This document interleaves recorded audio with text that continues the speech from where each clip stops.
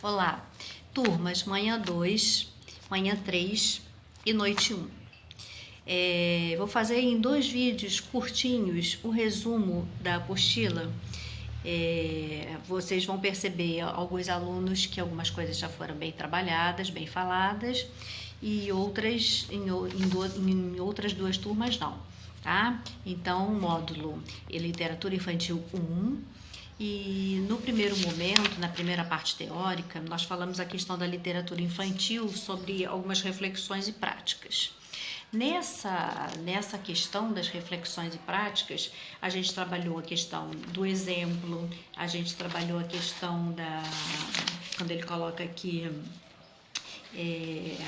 a educação, a literatura como sendo uma porta de entrada para um mundo maravilhoso, essa oportunidade que a literatura dá para a criança mergulhar naquilo que ela fantasia, naquilo que ela imagina, e o adulto, no caso representado pela figura do professor, vai corrigindo, vai aparando as arestas, né?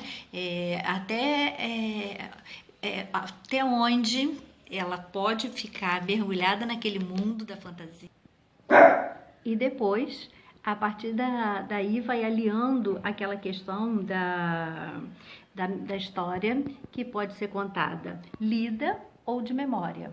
Então, são aquelas, o professor, o contador de histórias, ele pode ter uma história pronta e começar a contar para a criança, como ele pode pegar um livro e começar a ler histórias para a criança. E o segundo momento da parte teórica, né, correspondente à segunda aula, vem as dicas, que vocês devem dar uma olhadinha com bastante carinho na questão das dicas, que vai desde a escolha das histórias até o envolvimento do grupo. Então, assim, resumidamente, seria você escolher bem a história, de acordo com a criança que vai receber aquela história, né? Você vai contar para a criança e a maturidade dela vai influenciar demais, né? Outra dica é conhecer para narrar. Conhecer para narrar.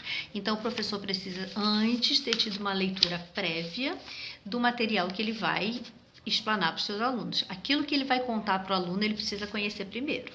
A dica é espaço, ele deve ser muito bem explorado, ele deve ser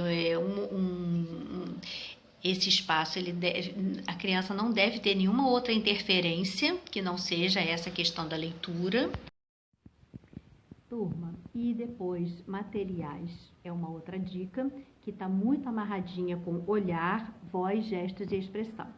Então, a dica materiais é quando o professor lança a mão não somente daquilo que ele preparou, que ele imaginou, eu vou levar isso para essa aula, mas como também a questão do material improvisado. Ele pode improvisar alguma coisa para a aula dele, com os próprios objetos dos alunos, certo?